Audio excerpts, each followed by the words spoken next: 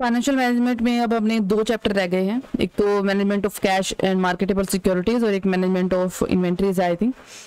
तो आज का जो चैप्टर है वो है chapter number 11, management of cash and marketable securities. Cash क्या होता है ये हम सबको मालूम है। तो कैश का मतलब पैसा होता है, ठीक है, सिक्के हो गए, नोट हो गए, ये सब कैश होता है।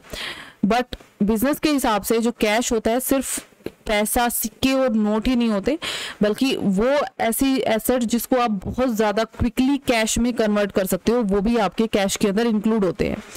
तो इसके अंदर आपके जैसे cheques, bank drafts, demand deposit या मार्केटेबल सिक्योरिटीज या टाइम डिपॉजिट, जिनको आप बहुत जल्दी कैश में बदल सकते हो, जिनको हम नियर कैश एसेट्स भी बोलते हैं। ये सारी चीज ये भी आपके कैश में ही, कैश की डेफिनेशन के अंदर शामिल होती है। मैनेजमेंट ऑफ कैश का मतलब होता है इस कैश को मैनेज करना, मतलब पैसे को, जो आपके रोकड़ में जो आपका पैसा है वो, चेक, बैंक में जो पैसा है, बैंक ड्राफ्ट, डिमांड डिपॉजिट, आपकी मार्केटेबल सिक्योरिटीज, टाइम डिपॉजिट्स, इन सभी को मैनेज करना, इन सभी, इसको हम बोलते हैं management of cash. Management of cash में 3 चीजें आती हैं। सबसे पहले हम देखते हैं कि हमारी कैश की नीड कितनी है, और वो नीड भी कितनी, ऑप्टिमम नीड, ऑप्टिमम रिक्वायरमेंट कितनी है।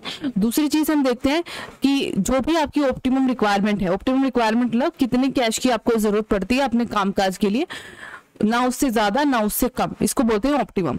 दूसरी काम होता है कैश की मैनेजमेंट का, कि इस ऑप्टिमम लेवल के ऊपर आपका कैश का बैलेंस बना रहे, ठीक है। और तीसरा आपका होता है कि आपकी जहां से भी आपको कैश रिसीव करना है, जैसे आपके डेटर हो गए, बीआर हो गए, और जहां भी आपको कैश को देना है वहां पे टाइमली आप कैश को कलेक्ट करें और टाइमली ही आप कैश को एफिशिएंटली वहां पे पे करें या डिसबर्स करें या लगाए।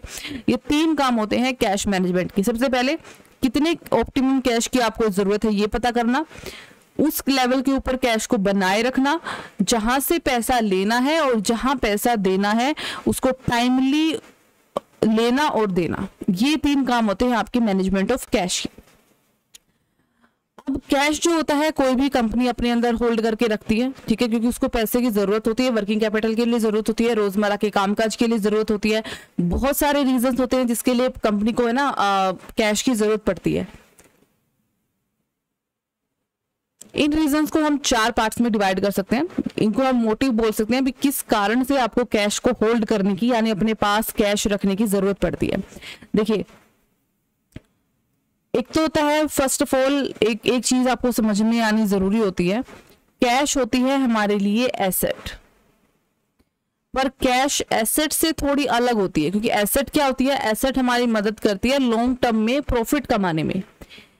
कैश के होने से डायरेक्टली आपको प्रॉफिट नहीं कमाया जाता। मान लीजिए मेरी जेब में 10 रुपए पड़े हैं, मेरे पास कैश है, क्या उससे मुझे प्रॉफिट आ रहा है? नहीं आ रहा, वो वैसे ही पड़े हुए हैं। जब तक आप इस कैश को एक्सरसाइज नहीं करोगे, जैसे मान लीजिए आपके पास मशीन है, अब मशीन से आप प्रॉफिट कैसे कमाओगे? जब आप मशीन चलाओगे, प्रोडक्शन करोगे, उसे बेचोगे, तब आप प्रॉफिट कमाओगे। सेम वैसे ही है, कैश को भी आपको यूज करना होता है किसी भी प्रॉफिट को कमाने के लिए, ठीक है। अब मोटिव की बात आ रहे थे हम, तो जो मेन 4 मोटिव होते हैं कैश के, सबसे पहला होता है आपका ट्रांजैक्शन मोटिव,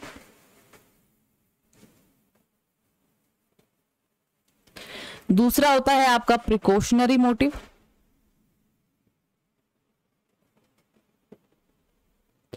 तीसरा है आपका स्पेक्युलेटिव मोटिव, और चौथा है कंपनसेटिव।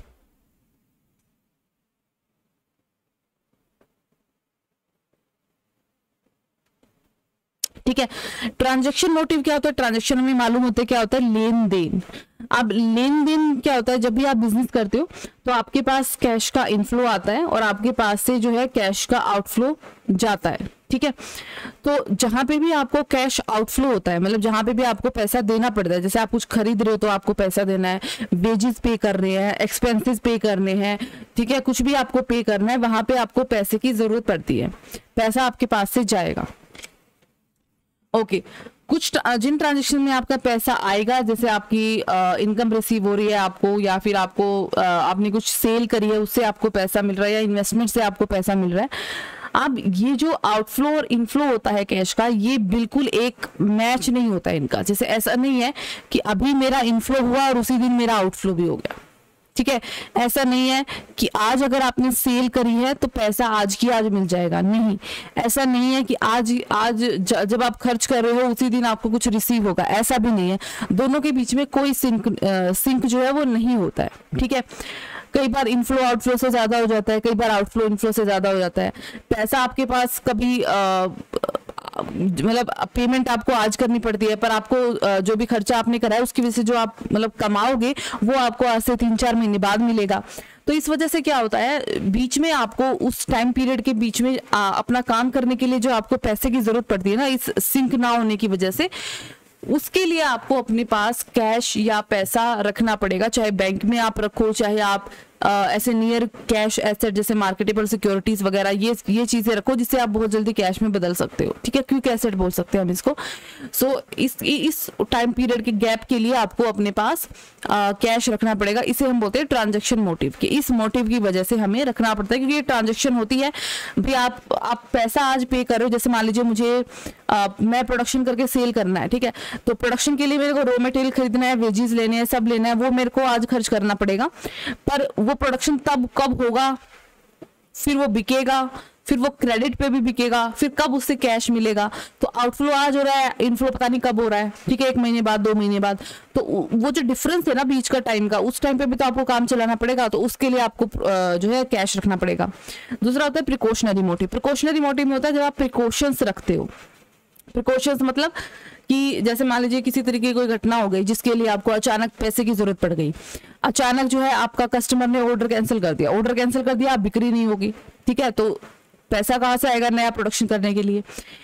रॉ मटेरियल का पैसे की कॉस्ट बढ़ गई, कोई एबनॉर्मल लॉस हो गया, यानी बाढ़ आना, स्ट्राइक होना वगैरह वगैरह, ठीक है। तो अचानक से आपको कोई घटना हो जाती है, उसके लिए आप प्रिकॉशंस करते हो। वो कहते हैं ना precaution is better than cure, कि आप पहले सावधानी बरतना। तो बेसिकली सावधानी बरतने के लिए आप जो है ना पैसा आपको अपने पास रखना होता है कि इन केस आपको अचानक से जरूरत पड़ जाए, कोई ऐसी सिचुएशन क्रिएट हो जाए तो उसमें आपको पैसा लगेगा। तीसरा होता है स्पेक्युलेटिव। स्पेक्युलेटिव तब होता है जब आपको अपॉर्चुनिटीज चाहिए होती है, कि मान लीजिए अचानक से आपके पास ऐसी अपॉर्चुनिटी आ जाती है कि अगले 1 महीने के लिए रॉ मटेरियल की कॉस्ट बहुत गिर गई, बहुत कम हो गई। तो अगर आपके पास पैसा है तो आप इस अपॉर्चुनिटी का फायदा उठा लोगे, तुरंत आप रॉ मटेरियल कम प्राइस के ऊपर खरीद लोगे, ठीक है। अगर पैसा ही नहीं है, आप उसको खरीद ही नहीं सकते, तो फिर क्या होगा, जब प्राइस बढ़ जाएगा तभी आपको लेना पड़ेगा, ठीक है। मे बी ये हो सकता है जो रॉ मटेरियल का सप्लायर है वो ये कह दे कि मेरे से अगले 1 महीने तक मेरे को कैश में या कल कैश पैसा दे के जो मेरे से रॉ मटेरियल खरीदेगा उसे 40% का डिस्काउंट दिया जाएगा। अब वो कैश पैसा कैश पैसा आप दोगे कैसे अगर आपके पास कैश है नहीं तो, ठीक है। तो अपॉर्चुनिटीज का फायदा उठाने के लिए आपको उसकी जरूरत पड़ती है, इसको हम बोलते हैं स्पेक्युलेटिव मोटिव। चौथा होता है कंपनसेटिंग। अब कंपनसेटिंग मोटिव क्या होता है, देखिए कई बार जो बैंक में जब हम पैसा रखते हैं तो बहुत सारी सर्विसेज ऐसी होती है बैंक की जो वो हमें फ्री में प्रोवाइड कराता है। जैसे हमारे पैसे के लिए सेफ्टी प्रोवाइड कराता है, ठीक है।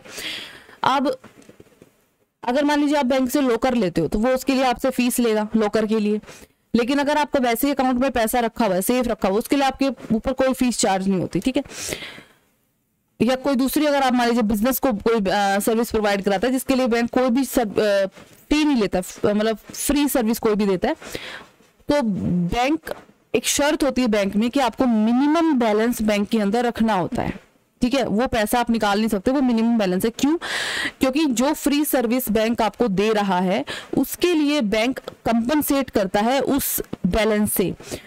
जो भी आपका मिनिमम बैलेंस है, मान लीजिए एग्जांपल के लिए 5,000 रुपए भी है अगर आपका किसी बैंक में, बैंक क्या करेगा, जितने भी उसके कस्टमर है सबने 5,000 बैलेंस बना के रखना है, उसको वो खर्च नहीं कर सकते, निकाल नहीं सकते बैंक से। तो 5 ये जो रुपए हैं मिनिमम बैलेंस के, बैंक इसको बाहर कहीं इन्वेस्ट करता है और वहां से वो अपना इंटरेस्ट अर्न करता है, ठीक है। और उससे वो कंपनसेट करता है उन सर्विसेज का चार्ज जो वो आपको फ्री ऑफ कॉस्ट दे रहा है। तो वो आपसे कुछ चार्ज नहीं कर रहा, पर वो आपको बोलेगा कि बैंक में इतना मिनिमम बैलेंस आप रखिए, इसको वो बाहर इन्वेस्ट करता है और वहां से अपनी कमाई करता है। तो इसको बोलते हैं कंपनसेटिंग मोटिव। इसके लिए भी हमें कैश की जरूरत पड़ती है, क्योंकि ये 5,000 का जो मिनिमम बैलेंस है ये आप बैंक में तभी रख पाओगे जब आपके पास पैसा है। ओके, अब हम आ जाते हैं कैश मैनेजमेंट। ये तो हो गई मोटिव क्या है। अब आते हैं ऑब्जेक्टिव्स क्या है। मेन दो ऑब्जेक्टिव्स हैं इसके और बहुत अच्छे ऑब्जेक्टिव है। सबसे पहला है आपका to maintain optimum cash level.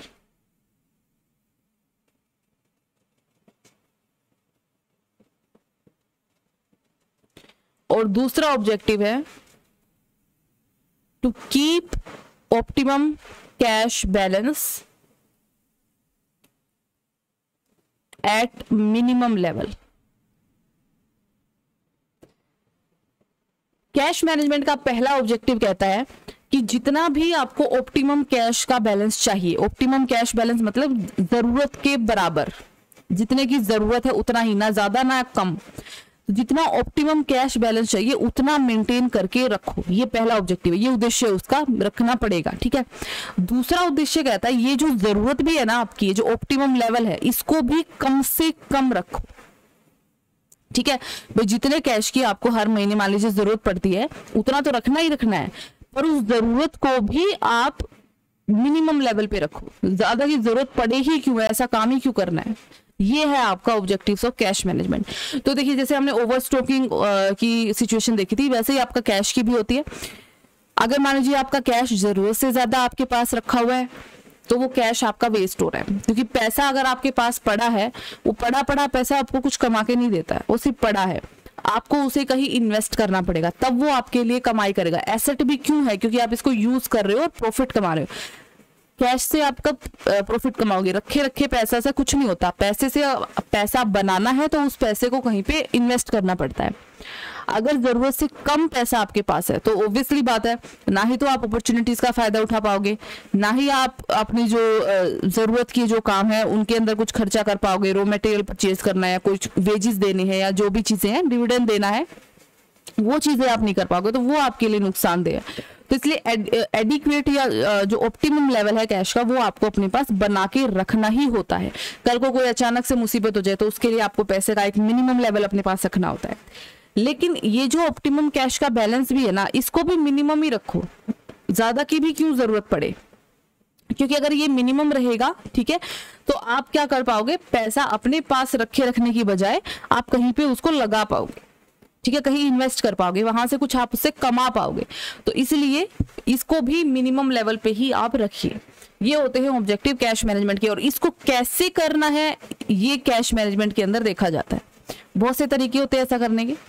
Okay, अभी ये जो कैश की रिक्वायरमेंट है, ये जो ऑप्टिमम रिक्वायरमेंट हमने देखी, इसको कैसे निकालते हैं। ये जो नीड है हमारी कैश की, या लेवल ऑफ कैश जो है, कैसे निकालते हैं, कितने की कैश की जरूरत है, कितने लेवल हमें अपने पास मेंटेन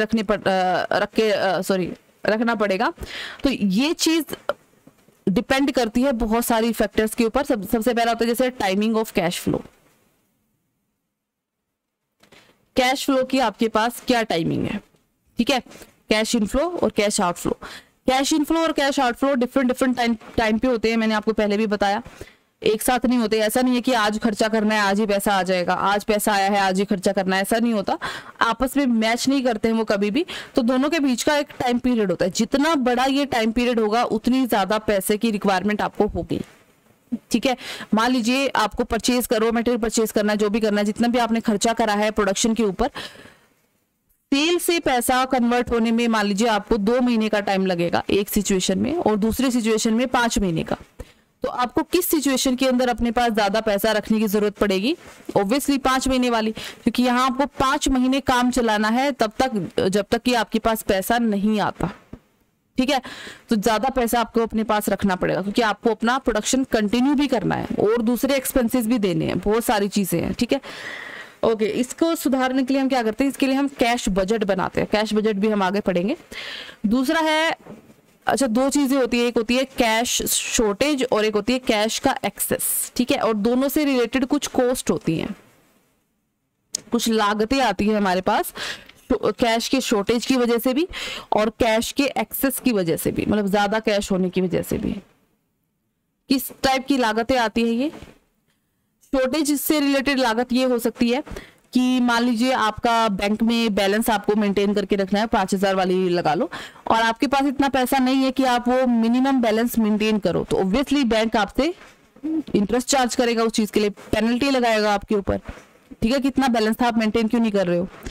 दूसरी चीज मान लीजिए आपकी रॉ मटेरियल वगैरह आप, अच्छा एक और कॉस्ट है शॉर्टेज की, पैसा अगर शॉर्ट भी है तो आप रॉ मटेरियल या वेजेस वगैरह इनके लिए पेमेंट नहीं कर पाओगे।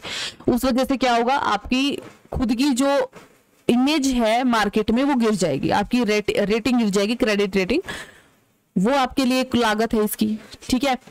दूसरा मान लीजिए आपको एक मिलता है कैश डिस्काउंट। कैश डिस्काउंट क्यों मिलता है, अगर आप मान लीजिए टाइम पे पेमेंट कर देते हैं तो सामने से आपको कैश डिस्काउंट मिल सकता है कि अगर आप कैश में आज के डेट में पेमेंट कर दोगे तो 10% का आपको कैश डिस्काउंट दे देगा जल्दी पेमेंट की वजह से, ठीक है, अकाउंटिंग का बेसिक में आता है ये, वो उसका फायदा आप नहीं उठा पाओगे, तो ये लागत होगी। तो कॉस्ट का मतलब यहाँ नहीं है कि आपको पैसा देना पड़ रहा है, बल्कि ये है कि शॉर्टेज होने की वजह से आपको कौन कौन सा नुकसान हो रहा है, ये है आपकी कॉस्ट। ऐसे ही एक्सेस की कॉस्ट भी होती है, ठीक है, जैसे मान लीजिए ज्यादा पैसा आपके पास है तो आपका अपॉर्चुनिटी कॉस्ट आती है कि आप इस पैसे को कहीं और इन्वेस्ट कर सकते थे, उस अपॉर्चुनिटी का फायदा उठा सकते थे, वहां से आपको प्रॉफिट अर्न हो सकता था या इंटरेस्ट अर्न हो सकता था, ठीक है, वो आप नहीं कर पाओगे, तो ये आपकी एक्सेस की कॉस्ट होगी। अब यहाँ पे पैसा आपके पास ऐसे ही पड़ा है, इसको आप यूज नहीं कर पा रहे, तो इन कॉस्ट को अगर आपको नहीं होने देना है तो उसके लिए आपको पैसे की जरूरत पड़ेगी, ठीक है। तो ये एक और रीजन है कि आपको क्यों जरूरत पड़ेगी कैश की। ओके, इसके बाद होती है आपकी, एक होती है कैश मैनेजमेंट कॉस्ट। अगर आपको कैश को मैनेज करना है उसके लिए भी पैसा चाहिए। कैश को मैनेज करेगा कौन, आपको लोग जो है क्या कहते हैं पर्सन लगाने पड़ेंगे कैश को मैनेज करने के लिए, ठीक है, उनको सैलरी देनी पड़ेगी, क्लर्क्स लगाने पड़ेंगे, दूसरे खर्चे करने पड़ेंगे, रिकॉर्डिंग का वगैरह वगैरह, उसके ऊपर पैसा खर्च करना पड़ेगा। देन एक होती है अनसर्टेनिटी, कि आपको भविष्य को लेकर सर्टेनिटी नहीं है कि क्या होने वाला है, कब कैश फ्लो आपका होने वाला है, ठीक है, कब पैसा आने वाला है। मान लीजिए आपने सेल कर रखे 2 महीने का क्रेडिट दे रखा है, पर मे बी आपका जो क्रेडिटर जो डेटर है वो 3 महीने बाद पेमेंट कर पाए, आप नहीं बता सकते, ठीक है। तो अनसर्टेनिटी का पॉइंट जितना बड़ा होगा आपके बिजनेस के अंदर, जितनी ज्यादा अनसर्टेनिटी होगी उतना ज्यादा पैसे की आपको अपने पास रखना पड़ेगा, क्योंकि पता नहीं भविष्य में क्या हो जाए, तो उसको सहन करने के लिए भी आपको पैसा चाहिए होगा, ठीक है। एक होता है फर्म की कैपेसिटी, अपनी कितनी जल्दी फर्म मार्केट से पैसा बोरो कर पाती है, मतलब उधार ले पाती है। अगर आपकी अच्छी क्रेडिट रेटिंग है, आपको आसानी से उधार मिल जाता है, तो इन केस आपको अचानक से पैसे की जरूरत पड़ जाएगी तो आप मार्केट से उठा लोगे, तो उसके लिए आपको पैसा अपने पास रखने की जरूरत नहीं है। लेकिन अगर आप आसानी से नहीं ले पाते तो फिर आपको पैसा अपने पास रखने की जरूरत पड़ेगी, क्योंकि बाहर से तो आप उठा नहीं पाओगे, ठीक है, तो अपने पास रखा हुआ पैसा ही आप इस्तेमाल कर पाओगे। फिर मैनेजमेंट का एटीट्यूड भी इसके अंदर फर्क लाता है। क्यों? क्योंकि मैनेजमेंट का एटीट्यूड अगर इस टाइप का है कि वो थोड़ी सी क्या कहते हैं कंजर्वेटिव है, मतलब थोड़ी सी वो डर के चलने वाली है, तो वो क्या करेगी, अपने पास ज्यादा पैसा रखेगी। लेकिन अगर वो थोड़ी रिस्क लेने वाली है तो वो कम पैसा रख के भी काम करेगी, ठीक है, कि जितने की जरूरत है बस उतना ही, उसके बराबर ही, देख लेंगे जब मुसीबत आएगी तब। इस तरीके का अगर एटीट्यूड है तो ये बहुत सारे फैक्टर्स होते हैं जिसकी वजह से हमारी जो कैश की नीड होती है उस पर प्रभाव पड़ता है कि क्या सिचुएशन है, उसके अकॉर्डिंग आपको कितना पैसा चाहिएगा। ओके, अब बारी आती है मेथड्स की, ठीक है। तो मेनली अपने 4 मेथड है इसको निकालने के लिए। कैश बजट है, कैश बजट होता है जिसके अंदर हम कितना पैसा आएगा कितना पैसा जाएगा इसका हम एक तरह से खाका तैयार करते हैं, बजट तैयार करते हैं, ठीक है। सारा अनुमान के ऊपर चलता है कि आने वाले साल में इतना पैसा वहां से आ सकता है, इतना पैसा वहां पे खर्च हो सकता है। एक होता है आपका कैश फ्लो स्टेटमेंट, ये हम अलग से चैप्टर में पढ़ते ही हैं, ठीक है। इनफ्लो आउटफ्लो ऑफ कैश होता है इसमें भी। एक होता है कैश फ्लो रेशो, तो कैश फ्लो से रिलेटेड रेशोज जो होते हैं उनकी मदद से भी हम ये निकाल सकते हैं कि कैश की नीड कितनी होगी। फिर है कैश मैनेजमेंट का मॉडल, या जिसे बोमोल मॉडल भी बोलते हैं। ये आई थिंक आपके अभी है नहीं सिलेबस के अंदर, अभी आपका सिर्फ आई गेस तो कैश बजट है, ठीक है, बाकी देख लेंगे। तो कैश बजट जैसे कि बेसिकली मैंने आपको बता दिया, कैश रिसीट और कैश पेमेंट, यही 2 चीजें होती है इसके अंदर। हम इसका एक अनुमान सा लगाते हैं कि यहाँ से इन सोर्सेज से कैश हमारे पास आ सकता है, जैसे सेल से, डेटा से कलेक्ट कर लिया, इन्वेस्टमेंट में आपको इनकम हो गई, और इन चीजों में आपका पैसा खर्च हो सकता है, ठीक है। ये चीजें आप निकालते हैं और फिर देखते हैं कि मान लीजिए मान लीजिए अनुमान लगाया कि अगले साल टोटल 10,000 रुपये मुझे रिसीव होगा और पेमेंट होगी मेरी 12,000 रुपये की। तो मुझे यहाँ पता चल रहा है कि 2,000 रुपये की एक्स्ट्रा पेमेंट हो सकती है भविष्य में। ये पैसा मेरे को कहीं से अरेंज करना पड़ेगा, ठीक है। तो ये अनुमान आप लगाते हो बजट के अंदर। ओके, अब देख लेते हैं कि इसका ऑब्जेक्टिव क्या क्या है कैश बजट की। तो सबसे पहला है कि ये फ्यूचर कैश रिक्वायरमेंट को पता लगाने में मदद करता है। तो जैसे आप यहाँ देख ही रहे हो, ये फ्यूचर की कैश रिक्वायरमेंट ही है 2,000 रुपये की, कि 10,000 की इनकम तो होगी भी, हम सेल करेंगे, हम डेटर से रिसीव करेंगे, हमें इन्वेस्टमेंट से इनकम होगी, उनसे 10,000 रुपये तो आएंगे ही आएंगे, लेकिन 12,000 खर्च भी होंगे हमारे, हमें क्रेडिटर को पे करना है, रॉ मटेरियल खरीदना है, वेजेस देने हैं, दूसरे खर्चे हैं। तो 2,000 रुपये की कैश की हमें जरूरत पड़ेगी, क्योंकि 10,000 तो आ ही जाएगा। ये 2,000 की रिक्वायरमेंट ये कहाँ से पूरी करनी है, तो ये हमें पता चलेगा, ठीक है। अब ये जो रिक्वायरमेंट आई है, अब इसको हमें लेना कहाँ से हमें सोर्सेज पता चलते हैं फाइनेंस के, ठीक है। बेसिकली तो सोर्सेज मतलब जहां जहां से पैसा आ सकता है, सेल से आ सकता है, डेटर से आ सकता है, इन्वेस्टमेंट से आ सकता है, कहां से पैसा आ सकता है, वो सोर्सेज हम निकाल सकते हैं। देन ये जो मान लीजिए अपने पास सरप्लस कैश बच जाता है, मान लीजिए ऐसा हो जाता है कि 12,000 तो हमें अलग अलग जगह से रिसीव होगा और 10,000 का खर्चा होगा, तो 2,000 रुपये हमारे पास एक्स्ट्रा बचेंगे, ठीक है। अनुमान है ये जो सरप्लस कैश बचेगा, अगर हमें मालूम है बचेगा, तो फिर हम उसको कहाँ इन्वेस्ट करना है इस चीज का हम अंदाजा भी लगा सकते हैं। हम देख सकते हैं कि हम इस पैसे को कहाँ लगा सकते हैं, कैसे यूज कर सकते हैं, ठीक है। कैश डिस्काउंट प्राप्त करने में भी ये हमारी मदद कर सकता है, ठीक है। मान लीजिए आप कैश बजट बना रहे हो, आप आउटफ्लो देख रहे हो, आप ये देख रहे हो कि आपको रॉ मटेरियल परचेज करना है। जब आप ये देख रहे हो तो आप ये भी देखोगे कि जो परचेज हो रहा है उसके ऊपर क्या आपको एट द टाइम आपको कैश पेमेंट करके कोई डिस्काउंट भी मिल रहा है। अगर आपको मिल रहा है तो आप उसका फायदा उठा सकते हो, ठीक है। प्लानिंग कर सकते हो आप कैश बजट की मदद से हर तरह की। ओवर स्पेंडिंग को रोक सकते हो, अगर मुझे मालूम है इतना आएगा और इतना पैसा जाएगा, ऑब्वियसली बात है मैं कैश बजट में क्या है हम ये देखते हैं क्रेडिटर्स पे इतना खर्च करना है, वहां इतना खर्च करना है। बजट का मतलब क्या होता है, हम ये देखते हैं कहाँ से पैसा आना है और कहाँ खर्च करना है, ठीक है। मुझे रॉ मटेरियल पे इतना खर्च करना है, मुझे वेजेस पे इतना देना है, मुझे ओवरहेड्स पे इतना खर्च करना है, दूसरे एक्सपेंसेस पे इतना खर्च करना है। अगर मुझे सारी चीजें पता है तो मैं फालतू का खर्च करने से बच जाऊंगी, ठीक है। तो कैश के ऊपर आप एक तरह से कंट्रोल कर सकते हो कैश बजट की मदद से। तो ये होता है कैश बजट का फायदा। अब ये जो कैश बजट है इसको प्रिपेयर करने के लिए भी आपके मेथड्स है, पर वो मेथड मैं आज नहीं करा रही क्योंकि वहां पे प्रैक्टिकल पोर्शन आपका स्टार्ट हो जाएगा। आज से थ्योरेटिकल पोर्शन में आपको करा रही हूँ, प्रैक्टिकल पोर्शन हम करेंगे नेक्स्ट लेक्चर में।